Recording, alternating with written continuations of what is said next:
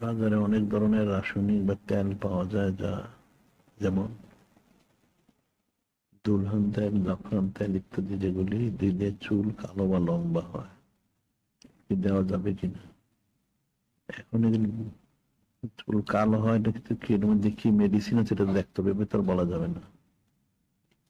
জাফরান তেল যেন দিলে চুল কালো হয় কেন?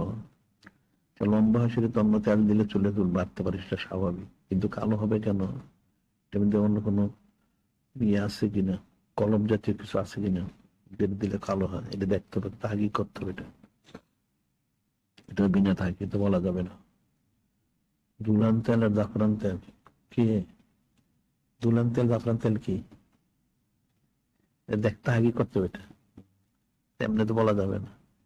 কি আছে এটা দেখতে হবে। হ্যাঁ, রাসায়নিকটা কি, জায়েজ না জায়েজ, হালাল হারাম, আবার কলম জাতীয় জিনিস থাকতে পারে, তো দিলে কালো হয়ে যাবে, তো উজু গোসল হবে না, পরত করে যায় যদি। আমরা এর আগে অনেক তাহাকি করছি, যতগুলি বাজারের কলম জাতীয় বলে প্রত্যেকটা গুলি প্রলেপ পরে, এটা দিয়া উজু গোসল হবে না। শুধু একদম অরিজিনাল যে মেহেদি যেটা, এটা দিলে সব ঠিক আছে। এছাড়া কালি বিন্দু অনেকগুলি আমরা টেস্ট করছি, কিন্তু কোনটা প্রত্যেকটা প্রলেপ পরে। এটা কালো চুল কালো হয়, কালো হবে কেন, কি কারণে হবে, কি রাসায়নিক দেওয়া হচ্ছে, নিশ্চয় প্রলেপ পরে। আর যদি ওইভাবে হয় তাহলে ভালো তেলে তাকেই করতে হবে, এটার মধ্যে কি রাসায়নিক তেলটা, এটার মধ্যে কি কি আছে উপাদান, সেটা দেখতে হবে। সেটা হালাল না হারাম, জায়েজ বা না জায়েজ, সেটা দেখতে হবে।